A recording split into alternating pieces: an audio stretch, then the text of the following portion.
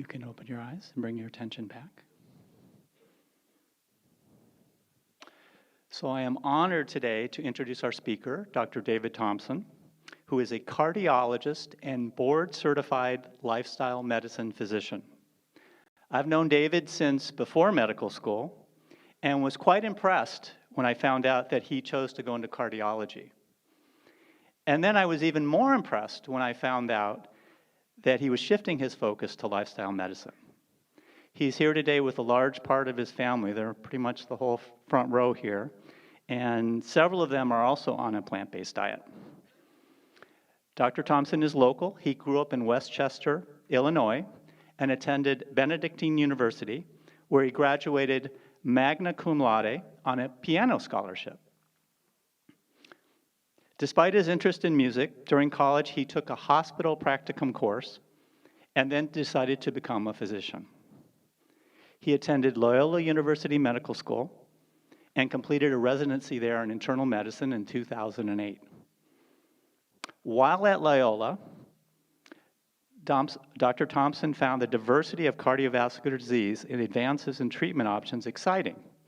So he remained at Loyola and completed a cardiology fellowship there, along with advanced training in cardiovascular imaging. As his career continued, a new passion for lifestyle medicine emerged after reviewing evidence-based research showing a way to help prevent and reverse chronic diseases like heart disease. As a board-certified lifestyle medicine physician, Dr. Thompson utilizes lifestyle medicine in treating patients with cardiovascular disease. Beyond his career, David is a devoted husband and father. His wife, Kristen, is here. His wife, Christina, is here. And 3 of his 4 children are here. We'd also like to welcome his mother, Claire, and his father, Bruce. His family and his sister, Kristen, they've supported him throughout his career and throughout his life. And just as an aside, his mom, Claire, has known my wife, Janice, longer than I've known her. So I'm always impressed by that. So Dr. Thompson will be talking today about how to prevent heart disease, what your doctor may not tell you. He will review the state of cardiovascular disease research and discuss its underlying biologic mechanisms. He will explore the emerging field of lifestyle medicine and how lifestyles impact the manifestation of chronic disease. He will discuss ways to decrease your risk of developing cardiovascular and other chronic medical conditions. So please join me in giving a very warm welcome to Dr. David Thompson.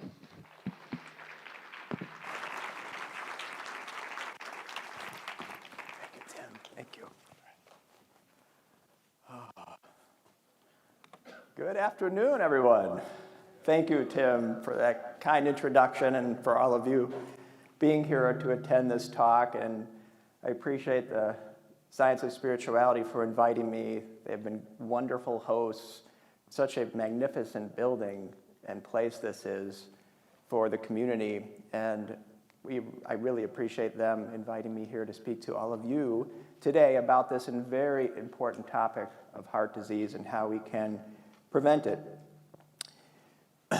I just wanted to ask the audience, a show of hands. Coronary artery disease, or blockages in the heart, so prevalent as we know.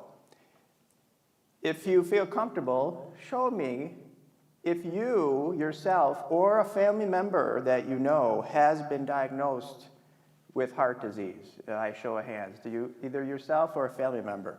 So yeah, well over half of the audience.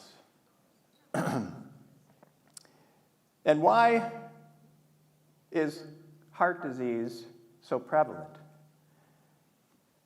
Has that been discussed as far as your diagnosis goes with your healthcare team? Did anyone ever bring up, well, why do you have these blockages in their heart? Or why did you need a stent? Why did you need bypass surgery? Usually, the answer to that is no. Usually, we go to the doctor, we get diagnosed, we go through a battery of tests, we go through procedures, we get put on medicine, and we say, Well, things look good. Heart's in good shape. You're cured. We'll see you in a year. But that approach is not really working well. Heart disease is so prevalent. We're seeing more and more chronic diseases develop. And that approach to healthcare, I think, has something lacking that we'll go into as we go on with the talk.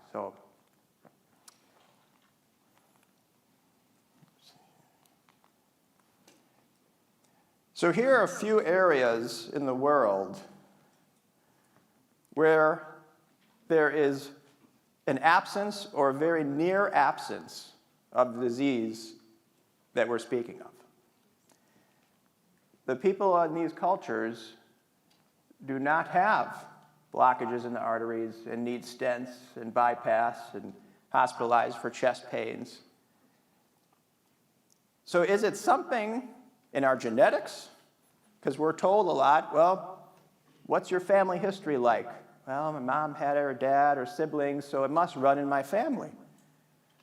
Well, that's what oftentimes we're led to believe. But is there something here in people in these types of regions that is protecting them? Do they have all these magnificent genes where they don't get heart disease? Well, that's one theory, but I think we'll go into a little more detail and figure that out in a little bit. These are heart disease death rates in the United States. A lot of red areas. So if we think about, well, is it family history and genetics? Well, is there something wrong with our genetics in the United States? Why this is so prevalent in our area, but not in several other areas of the country? Something to think about. So it's the leading cause of death among both men and women. Any idea how many people die every day of heart disease in the United States? Anyone want to shout out an answer?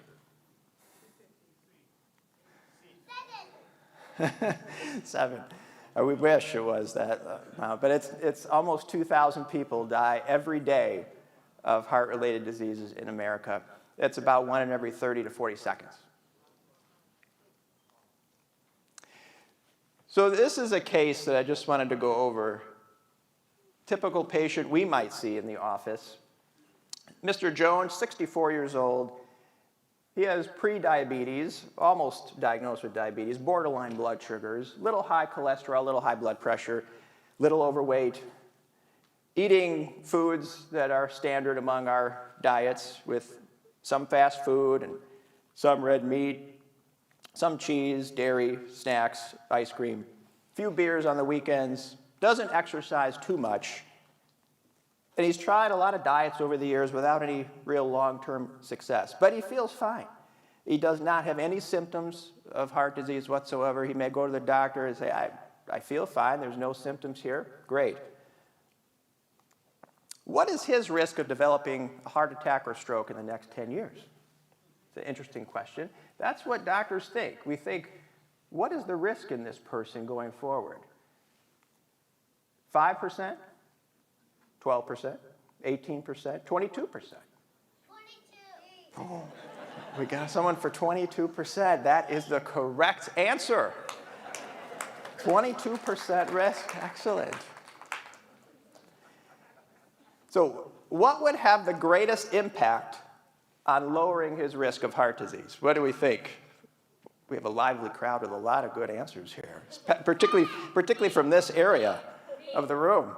So should we add more blood pressure medicines to get his blood pressure better? That sounds reasonable. Should we add more cholesterol medicines because the cholesterol is a little high? Should we tell him to exercise because he doesn't really do much? Should we decrease his alcohol use? Should we tell him to eat better? Or should we do a little combination of both? Should we tell him that got to get on a couple different meds here, or start exercising, decrease your alcohol? Maybe it's a combination. What would have the greatest impact? Eat would. We're going to come back to this question at the end, okay? So we'll find out what the real answer is there. So chronic disease prevalence is at an all-time high. We know this in America, and it's on the rise significantly. 6 in 10 adults have a chronic disease. 4 in 10 have 2 or more. Half of all deaths in this country are related to heart disease deaths. And by chronic disease, we're talking about the non-infectious diseases. So chronic disease in medicine, we think about heart disease, we think about high blood pressure, we think about diabetes, we think about obesity, kidney disease, dementia, all of these things that are more along the lines of chronic. So it's well documented that we spend a lot of money on healthcare in the United States. And we are an outlier when it comes to that from almost every other country. So you may wonder, well, why is the disease so prevalent? Why do we have so many people with heart problems, but we're spending all this money to tackle these problems, but chronic disease is on the rise? This is an interesting question, right? We should be looking at this. Our avoidable death rates are the highest also of any other country. So we spend the most, but we're not getting the results we would expect. And you could see that little spike towards 2020 was COVID-related deaths. Higher here than many other countries, and that's attributable to risks, our lifestyle risks, our heart disease risk, high blood pressure, lung disease, kidney disease, and so forth. So these are the main, not all, but many of the major risk factors for developing heart disease. High blood pressure, diabetes, smoking, cholesterol, leading sedentary lifestyle, high amounts of alcohol. And these are the things that lead to blockages in our arteries and clogs them up. But the good news here is, if you look at all these risk factors, we have some control over all of them, all of these things. We have the power to influence every single one of these. So people will oftentimes say to healthcare teams, you know, we're worried about the heart disease risk.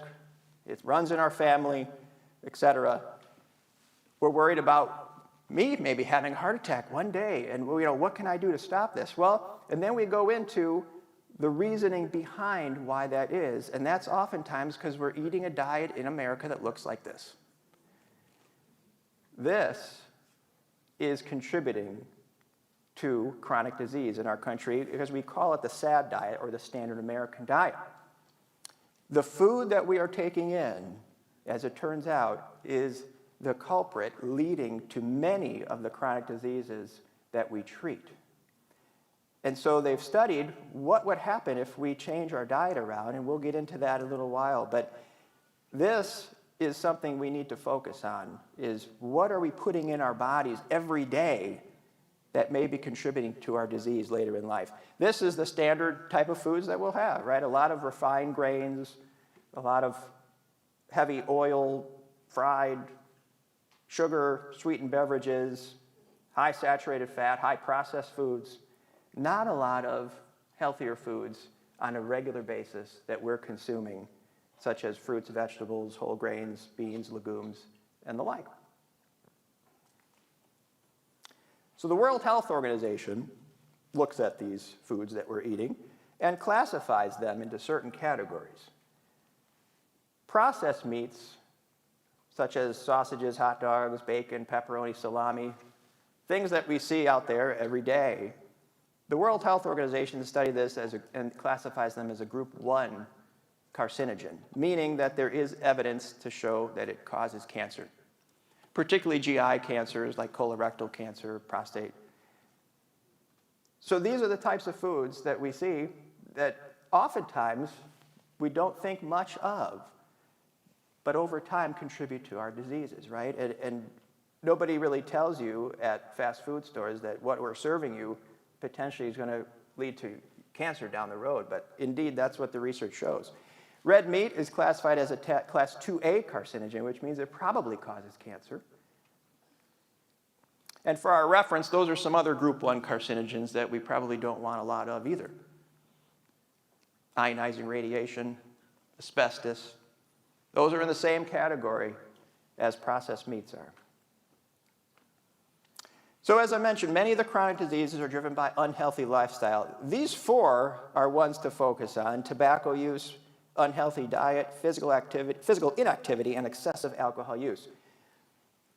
How many of us are actually following the rules of trying to live a healthier lifestyle? Well, according to Mayo Clinic, a whopping 3% or less of us are doing those 4 things.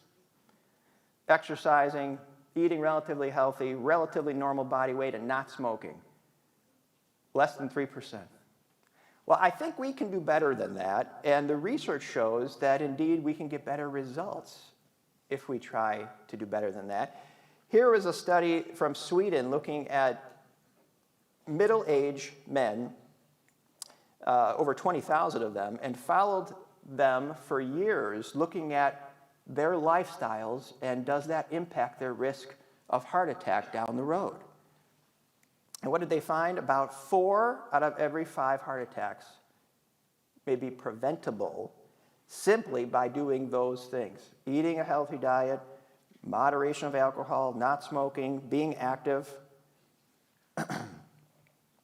4 out of every 5. And that goes along with also the World Health Organization that states 80% of heart disease, stroke, and type 2 diabetes is preventable and would disappear if we led healthy lifestyles. 40% of cancers would go away. And many of these numbers people think are a little bit on the conservative side, actually. When you look at some of the studies, it may even be a little bit higher than that. So why aren't we doing this? That's the question, right? So our American College of Cardiology and all host of medical guidelines will support lifestyle interventions, changing lifestyle when we have a diagnosis of chronic disease, because it will impact you positively going forward. So all of our treatment strategies lead with lifestyle changes. So why aren't we doing it? Well, one of the problems is most of the doctors and clinicians have not been trained to deliver effectively on these interventions, believe it or not. In medical school and training, there is not a lot of time spent on prevention and lifestyle and how you can support patients in that endeavor towards a better health trajectory. What we do spend a lot of time on is this. This is a cartoon. I think if you remember nothing else from this talk, this cartoon is what to focus on. We, meaning healthcare, are too busy mopping up the floor to turn off the faucet. So this is us, our team of doctors and everybody coming in to fix up the floor when someone is acutely ill, right? And we're pretty good at that. We're very good at people coming in sick, in the ER, having a sudden heart attack. We can fix them up, patch them up, and send them on their way, and everybody's happy. But the problem is that faucet in the background is the root cause of why they were there to begin with, and nobody's looking at that faucet going forward. So that faucet keeps running. Here we are coming in, mopping up the floor again. And that happens time and time again. So what about genetics again? So remember this thing, well, that all sounds good, but what if we just have bad genes, right? Isn't that part of the problem? Well, this is a busy slide, but I would focus on the highlighted parts here. This study looked at the influence of our lifestyle for a given genetic risk. They took what's called polygenic risk scores of patients to divide them up into what we consider high-risk genes, moderate risk genes, or low risk. And they looked at people that had low-risk genes on the top left, and did they lead an ideal lifestyle, and how many years they live, and did they develop any heart disease? Well, the average age is mid-80s if you have low-risk genes and you live a pretty good lifestyle, which is great. So what if you have pretty low-risk genes and you lead a poor lifestyle? As you go downward on that left side of the diagram, you could see in red, your lifespan now all of a sudden drops into the 70s, the low to mid 70s. But you had relatively low risk, what we consider lower risk genetic markers. So down the bottom left, high polygenic risk score. If you lead an ideal lifestyle, look at that. Your genetic risk is high, but if your lifestyle is good, you're living approximately as much as someone who has low-risk genes. And now the real kicker here is down below. So you have high-risk genes and you're leading a poor lifestyle. So now your lifespan is really down to the 65 to low 70 range. So that's the impact that you can have on your genetic risk. And that term we call epigenetics. Epigenetics is what that graph shows, is what is our lifestyle doing in conjunction with our genes. And it turns out a lot of these genes are in the background kind of watching. They're not doing a whole lot, but when our lifestyle or poor lifestyle interacts with them, a lot of these genes can get turned on and become expressed more. And that's what leads to a lot of unhealthy chronic disease. So that phenomenon is called epigenetics, is well known. As what they say is genetics may load the gun, but our lifestyles pull the trigger. This was a 10-year study looking at heart attack risk, again, in people that had high-risk genes. They led an unhealthy lifestyle versus those that led a healthy lifestyle. And as you can see, your risk dropped about in half. Just with leading a healthy lifestyle alone, your risk is decreased significantly. This was a study called the InterHeart study, a famous study many years ago that looked at tens of thousands of people across dozens of countries and tried to figure out what are the lifestyle factors that lead to heart disease. It's all of the ones that we've been talking about: abnormal cholesterol, smoking, high blood pressure, diabetes, overweight. Psychosocial factors, which play a role too, are stress and chronic stress, consumption of fruits, vegetables, alcohol, and physical activity. And when they looked at all those risk factors, that accounted for 90% of the population risk among men and 94% of the risk among women. And this is it showing in graphic form here on the bottom. As you rack up more and more lifestyle factors, the odds go up and up and up of you having a heart attack. When they look at family history, though, right, that was part of what they were looking at here. After they took into account all of these modifiable risk factors, they said, well, how much does the family history play a role? 1%. 1% extra. What about cholesterol? So we hear a lot of things about cholesterol. Oh, it's not so bad for you, right? Our bodies need cholesterol. It's okay to take in some. Well, this graph shows what your risk of having a heart attack is as you age, depending on your level of LDL cholesterol. So that's the bad cholesterol that we measure. So in that blue line, it shows if you have about an average level LDL, which is about 125 in America. If you screen people, that's about the average. As you age, if your LDL cholesterol stays around that level, even young age, middle age, your risk of heart attack on that blue upper line is going up at a higher rate than if your cholesterol was lower early in life. So the lower you get your cholesterol, the better it is. The sooner you get it down, the better it is. Because by the time you reach age 60, 70, if you've been exposed to that high amount of LDL cholesterol for the majority of your life, your heart attack risk is somewhere in the neighborhood of 6 to 8% versus someone who might have had a low cholesterol most of their life. When they get to be 7 years old, the risk is still about 1%. So how much cholesterol should we have? Well, USDA dietary guidelines say eat as little as possible. As little as possible. They don't give a limit to we should have this amount or don't go over this amount. They say eat as little as possible. And where do we get our cholesterol from? Well, we get it from our diets. Dietary cholesterol is only found in animal products, only found in foods that originate from animals. We get it from saturated fat, which eventually gets turned into LDL cholesterol. Again, predominantly found in animal products, in our diets, particularly high-fat dairy and meats. And we get it from trans fats. Here are some examples of foods with saturated fat.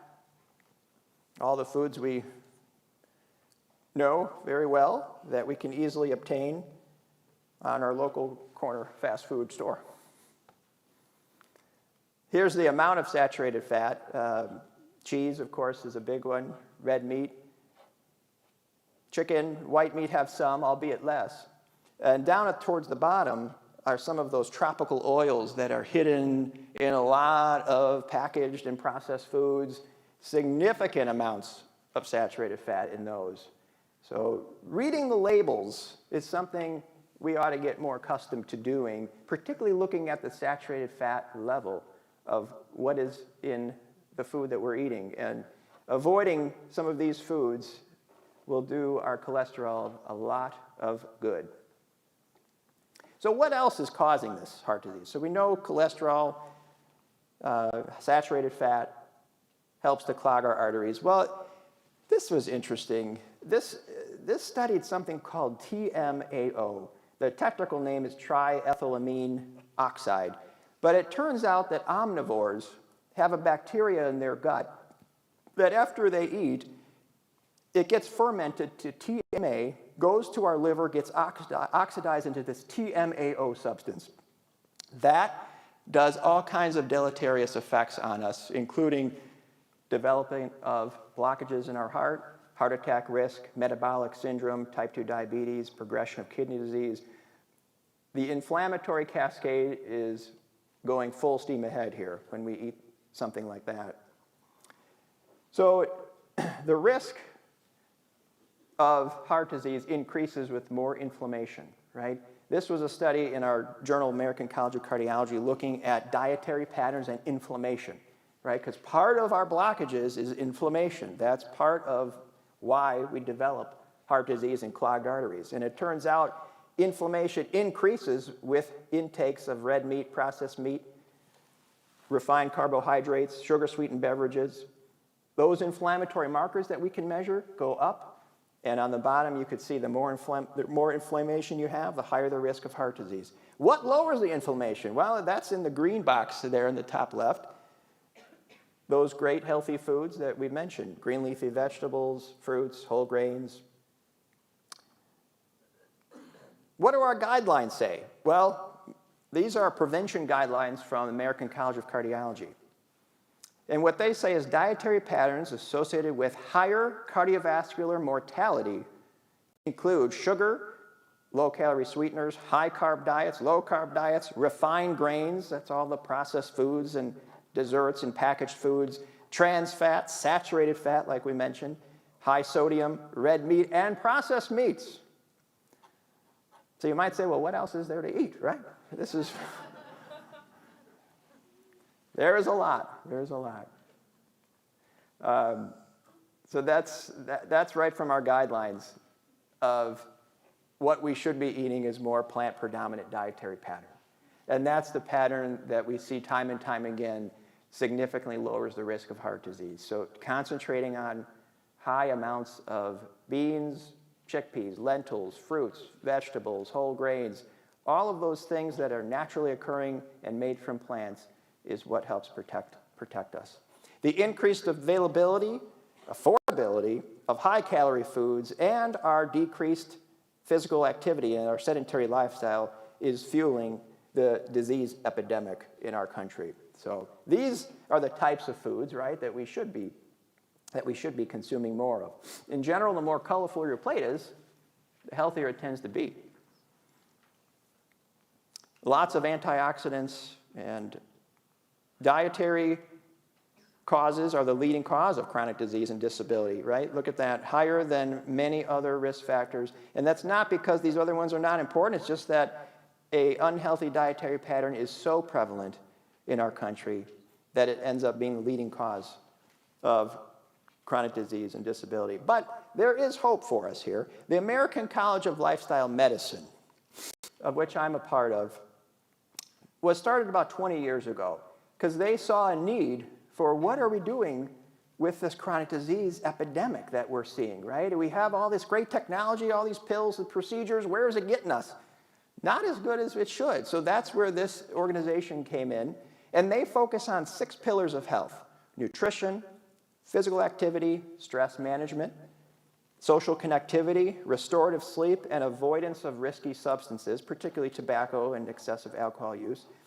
And they, in their research and in evidence-based, they go on to say that really lifestyle should be the critical first-line treatment for these diseases, not take this pill, take that pill, and I'll see you in a year and we'll see how it goes type of thing. The disease in the background is going to be progressing if you don't get to the root cause of why it's there in the first place. This is their website if you ever wanted to go to lifestylemedicine.org. But these are evidence-based approaches based in science. These aren't people there just saying, well, I think this and my opinion is that. No, this is based in true evidence and true science. So eating plants, moving well, sleeping well, being present, staying calm, and staying connected and loving others is what the pillars focus on. So as I said, the epidemic in America is ever growing. We spend $4.1 trillion annually on healthcare. 90% of these costs are attributable to pills and procedures. So what lifestyle medicine does is, again, try to address the root cause. Why is the disease there to begin with? This was one of a landmark study called the Lifestyle Heart Trial, done by Dr. Dean Ornish, who many of you may have heard of, out in California. He was consulted when President Clinton had his heart issues. They actually brought him into the White House to change his diet around and stop having him go to McDonald's and all those things. But one of his trials that he did looked at people that had heart disease and had blockages in their arteries. And he divided those people up over time to intensive lifestyle therapeutic measures, getting them eating healthy, giving them social support, getting them exercising, managing stress. And then the other people just got the usual care, usual medicines, seeing their doctors like they should be. So the usual people are the red lines. They looked at their blockages a year later, 5 years later, and the percentage of blockages in their arteries is going up. The usual care, folks, right? They're on the medicines, even those statins. Some of them were even on statins back then. But their blockages are increasing on average. Now, on the bottom, in green, those are the people that were in the intensive lifestyle program that Dr. Dean Ornish put them through. And they looked at their blockages over time, and their percentage of blockages in their heart was improving over time. Improving. The percentage of those blockages were getting better without putting stents in, without giving them more pills. So that was one of a landmark trial that said, something else is going on here. This study looked at people that almost had diabetes. They had pre-diabetes, and they put them on our usual pill, metformin, that you've heard of, and they said, well, some people can get the pill, some people can get placebo, some people can get an intensive change in their lifestyle. And we follow them and see, are they going to develop diabetes or not? Well, it turns out a 58% reduction in diabetes was seen with just lifestyle changes alone. It was almost twice as effective as the pill. This was also a study with looking at patients that had diabetes. 4,500 people, again, randomized to usual care with pills and following up with doctors and dietitians, and then putting them through really focused support and lifestyle interventions and changes. And what did they find here? Well, the people that had the lifestyle changes were extremely more likely to have greater physical fitness. They lost more weight. They were more likely to experience partial or even complete remission of their diabetes. So let me say that again, remission of diabetes. We don't talk about that much, but it does exist. When you have diabetes, it doesn't mean you necessarily have to live with it and the disease progresses. You can put it into remission, and that was shown here in this paper that shows it actually can occur with intensive lifestyle interventions with similar success as bariatric surgery, but of course with fewer side effects. There aren't many side effects in eating healthy. So here on the left, you can see all of the unhealthy behaviors. That leads to changes in our microbiome, the epigenetic changes that we mentioned, which impact our gene expression, and direct cellular injury. All that leads to inflammation, which ultimately leads to all of these chronic diseases. We have to do something to decrease that inflammatory response in our bodies, particularly in our blood vessels. So you could think of inflammation like a fire going. It's brewing in the background, and it can go on for years without you even knowing it until it's perhaps manifest too late. But the inflammation that comes from our lifestyles, namely animal foods, a lot of high saturated fat and oil, refined carbohydrates, saturated fat, tobacco, desserts, pizza, cheeseburger, hot dogs, all those things that are so prevalent. What will decrease inflammation, though, are fruits, vegetables, beans, lentils, whole grains, all kinds of those healthy, whole food, plant predominant type of dietary pattern. We need to do something better to preserve the lining of our arteries. So on the left, you could see a real healthy blood vessel. And if you could see it in the back, inside the very center there, along the edge, is a tiny, tiny red layer. That is the endothelial layer that lines every blood vessel in our body. It's one cell layer thick. When we ruin that layer by the pizzas and the hot dogs and the cheeseburgers and the milkshakes, everything gets stickier. Your LDL cholesterol that is in there gets sticky. All those cellular elements get sticky, and it erodes into the wall of the artery, and that sets up a whole inflammatory cascade that leads to all of that clogged artery that you see there on the right, with just a little bit of tiny blood flow flowing through the center. So we have to do everything we know of scientifically to preserve that endothelial lining of our blood vessels. That's key.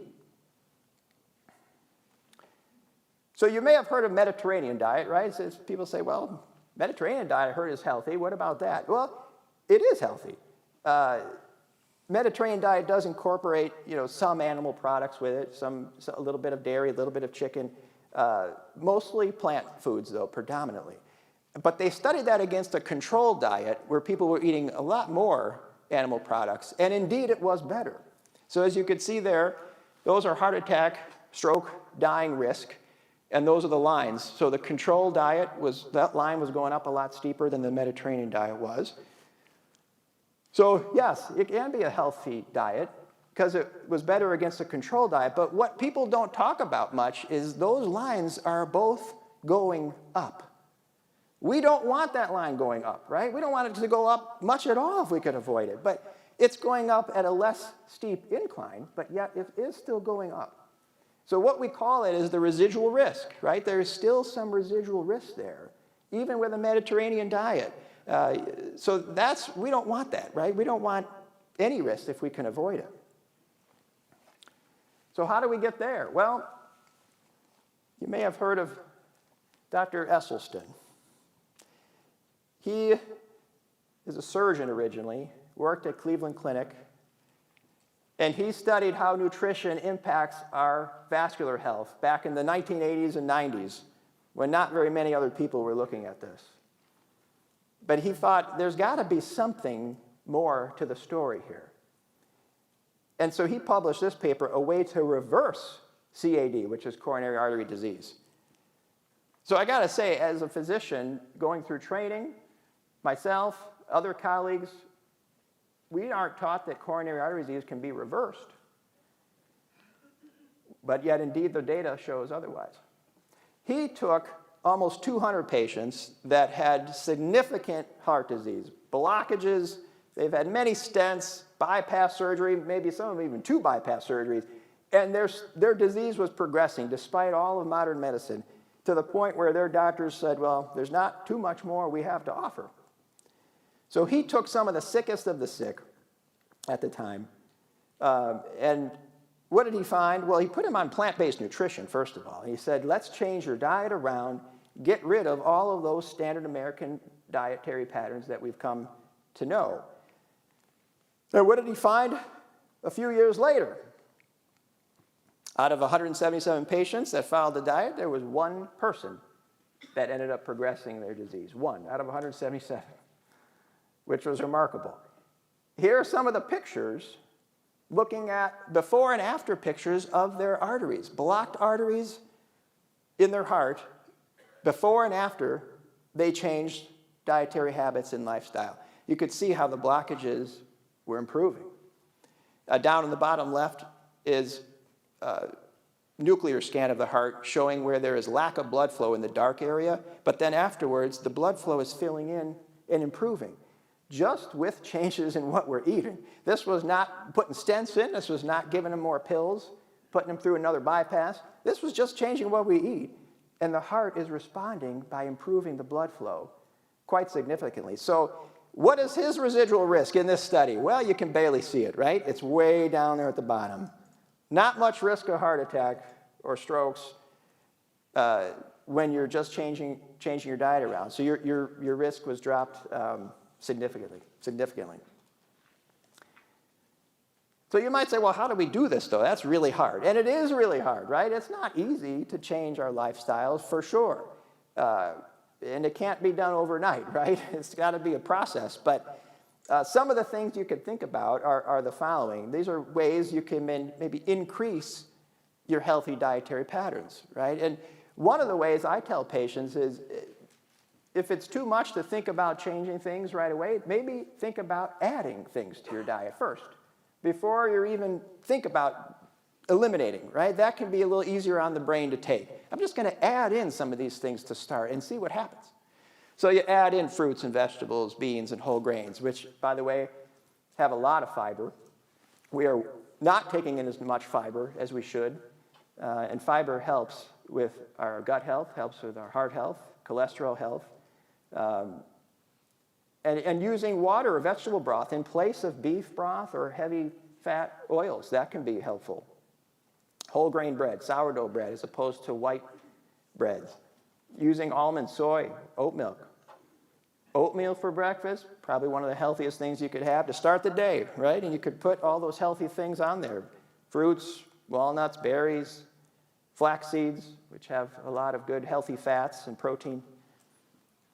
Nutritional yeast is an ingredient that can be used in various recipes to replace cheese, that is. Mexican, right? Who doesn't love a veggie burrito, right? That could be something you could think about doing. You take out the beef, but put in all the other good stuff. And even using pasta, like whole grain noodles for pastas instead of high amounts of flour and white flour. So those are the types of foods, right? So there's a lot of different websites you can go to in your handouts where you can get some ideas of things.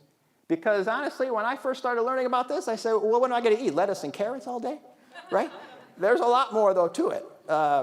And you can go to these websites and you can look at some of these recipes and pictures of foods and see what you like and what might be appealing. Even desserts, right? You could even do desserts this way. So what about weight loss, right? We all want to lose weight, but that should not be the focus in medicine. We shouldn't say, well, how are you going to lose weight and do that quick? That's not getting us anywhere. But if you eat a dietary pattern like this, you will lose weight by default. And that's partly in principle to this principle called the caloric density. So if you look, this is what 500 calories looks like in our stomachs. So as you can see on the left, if you eat some oils and cheeses and things and meats, that 500 calories doesn't go very far in our stomachs, right? We're still hungry. We still want more. We still want the chips and the soda and the desserts. But if you go on the right and you eat more whole food plant predominant nutrition, that 500 calories comes very close, if not fully, to filling up your stomach. So by default, you eat this way, you take in a lot less calories, you end up losing weight. So a few questions, though, always come up, right? Don't I need milk for calcium for my bone health, right? That is a complete myth. You don't need milk for calcium and bone health. You can get calcium from whole food plant-based nutrition. And then, of course, the big question that people that are wondering is, where do I get my protein from? You most certainly can get enough of your body's protein needs from plant-based nutrition, and that's been studied time and time again. Beans, lentils, peas, nuts, even some grains like quinoa and farro. You can get all the protein and more that you need from that type of dietary pattern. So, and remember, there is no fiber in animal foods at all. Zero fiber. You only get fiber from plant foods. You only get cholesterol from animal foods. So there's no cholesterol in any plant food. The only thing you'd have to think about if you really said, gosh, I'm going to try to do this and not have many animal foods in my diet, the only thing you'd have to take a supplement-wise is B12. And that's not because B12 is made, by animals. It's made by bacteria. And bacteria is in the soil. Animals eat the soil. We eat the animal. And so you'd have to take a little bit of B12. But that's really the only thing you'd need supplement. So there are a few folks that we know of that are more plant predominant in their daily life, including some high endurance athletes like Novak Djokovic and Venus Williams. Venus Williams has Sjogren's syndrome, which is an autoimmune disease. And she said this type of lifestyle really is what helped her manage her disease without medication. Chris Paul from the Spurs, right, he said he credits the change in lifestyle to increased energy, mood levels, and recovery time. Kyrie Irving, Alex Morgan from the U.S. national women's team. Carl Lewis, our track star, he said the best year of track competition was the first year he ate this way. Martina Navratilova. There's our old friend, Justin Fields. He said, more than anything, I just love the way my stomach feels and how much more energy I always feel like I have. I wake up easier with lots of energy, which tells me I'm sleeping better, just by a change in his diet. So is it okay to eat this way? Are you going to get everything you need? Yes, you will. The Academy of Nutrition and Dietetics say that a properly planned diet like this is nutritionally adequate, can offer long-term benefits like improving several health outcomes, like we mentioned. And if there still is any doubt as, well, is this really real? Can this really happen? Well, you can ask people around this world, right, around the world. These are the blue zones, and you may have heard of blue zones. Blue zones are areas in the world where people are living a lot longer than we are. And they study them as to why that is. Well, it turns out they're eating mostly a plant-based diet. They have strong social connections, strong sense of community, strong sense of worth, and they know their why. They also surround themselves in a healthy social circle. They put movement into their daily life. They're always doing something with movement to keep their bodies going. And they also tend to eat or stop eating when they're about 80% full, interestingly. So they don't eat till their stomachs are distended and they want to go lay down because they're too tired. They eat to where they're happy and content, but about 80% full. That's one of their secrets. So you could read about the blue zones. There's a lot of information on that.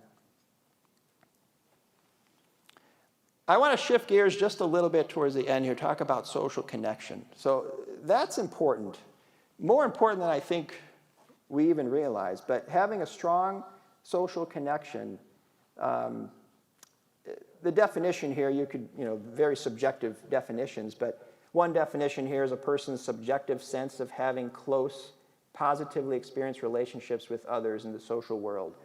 But being socially isolated or feeling lonely is not good. U.S. Surgeon General here came out with this report and looked at how are we doing in the country in terms of connectivity. And most of these lines are all going down. Social engagement with family, non-household social engagement, loneliness, companionship, social isolation. These are going in the wrong direction. And this was before COVID. This was even done before COVID. So even if we get back to where we were after COVID and everybody is back together and mingling, that we're still not where we should be. The lack of social connection impacts our health and longevity. And where do you think it ranks on this list of being lonely, smoking cigarettes, excessive alcohol, overweight, lack of exercise, air pollution? Where does it rank on the list of impactfulness to our health? It's actually number one. The lack of social connection is as dangerous as smoking 15 cigarettes a day in terms of your odds of mortality. Quite impactful. Only about 39% of us feel very connected to others. About 50% of us report loneliness. It's more widespread than smoking, diabetes, obesity. And interestingly, only 20% of people who feel this way even recognize it as a problem. But it is a problem for them, but they may not even have an awareness of it. But there is an increased risk of premature death, as we stated, about a 30% increased risk of heart attacks and strokes, not to mention the other types of risk with that, including mental health, anxiety, depression, and even dementia. A couple words about sleep. Everyone knows sleep is important. That it has an impact on 3 basic areas of learning and memory, including acquisition of knowledge, consolidation, and recall. So we know it's important. But what about other things than just our memories and recalling information? Decision-making, reaction time, our mood, our judgment. If we're not sleeping well, we may be less likely to make healthier habits, healthier choices for eating. We're probably a lot less likely to be socially engaged with others, which of course is very impactful, as we just saw. And that can lead to high blood pressure, diabetes, heart disease, obesity, and ultimately affect total mortality risk. Here are a few ways just to think about if this is something that you're struggling with, ways to help regulate your circadian rhythm. Going outside within the first half hour to an hour of waking up to get sunlight. Establishing regular sleep cycles, trying to go to bed and wake up around the same time.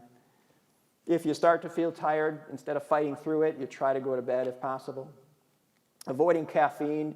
So the metabolism of caffeine varies in us quite a lot. So for some people, it lasts a lot longer. So they say try not to have caffeine within about 10 to 12 hours of bedtime.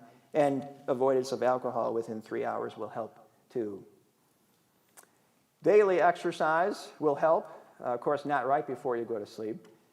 Cool temperature in the bedroom, as dark as possible.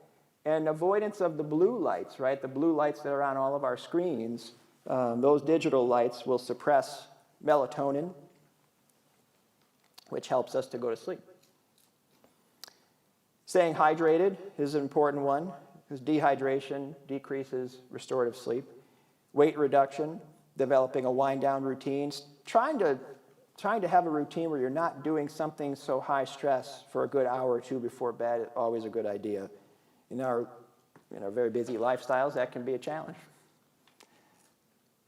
So the benefits of leading a healthy lifestyle are great, and we didn't have time to go into all of these, of course, but there are many benefits that list here, including your cholesterol levels, heart disease risk, of course, your mental health, type 2 diabetes, and of course, reversal of coronary artery disease. Not just treatment, but reversal of it. So back to our patient here, right? Do you remember Mr. Jones? Do we know the answer to this now? All right.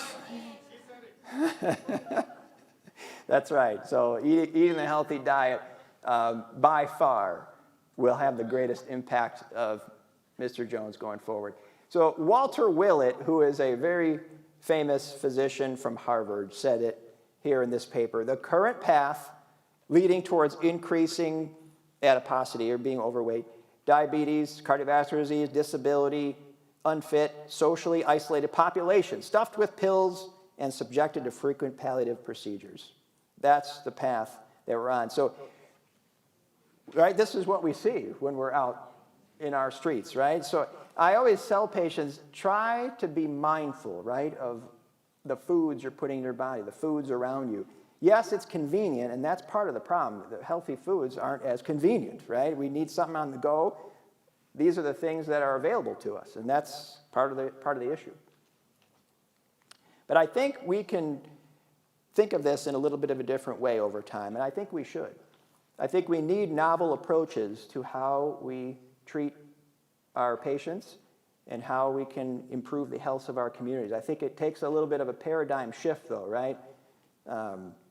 We need cooperation from a lot of different people on that one, including government, locally, federally, our neighborhoods, taking into account all of our social determinants of health, right? Those are the things, the conditions that we were born in, we live, we work, we play, we worship, all of those things that affect us in terms of our overall health going forward. So we need to educate clinicians more about this and help people understand how the impact of their health can improve over time, especially as it relates to nutritious food. We need to make it more affordable and more convenient.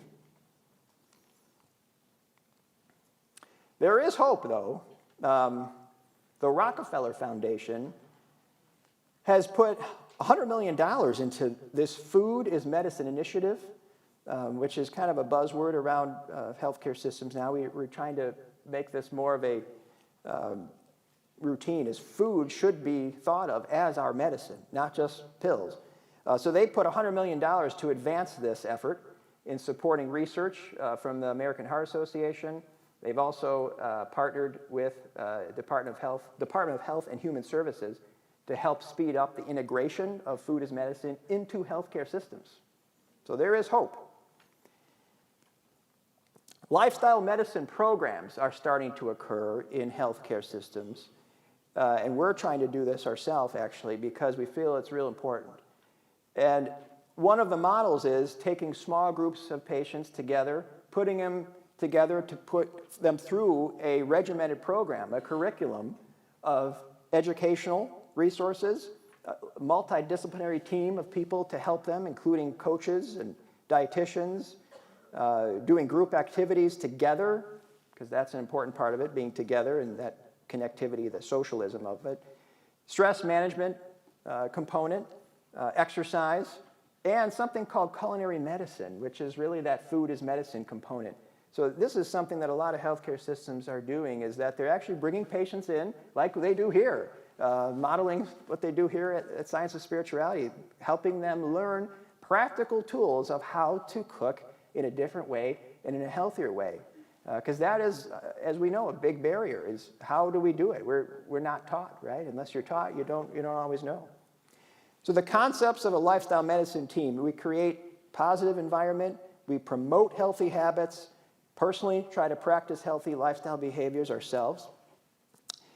Parts of the team are clinicians that are more acting as coaches rather than people up there telling you, do this, do that, and take this, and I'll see you back in a few months. This is more of a partnership, multi-directional learning, educational environment, trust between patients and providers, support from a multidisciplinary team, including loved ones and community.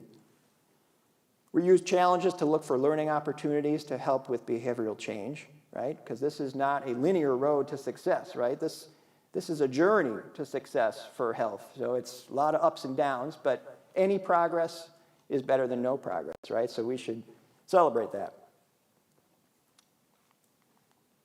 Here's that slide again. So I just want to come back to that to remind everybody of the concept here, right? Is we need to look at that faucet, because we're really good at sick care. We're really good at that, but we're not as good as well care. We need to be better at well care and promoting healthy preventative strategies. But a positive way to look at this, right, is that we have more control over our health than what we've come to believe, right? We have the power to change our health trajectory over time. And it starts with our lifestyles, okay? Let food be thy medicine. And I thank you all for your attention here today. Appreciate it. Thank you.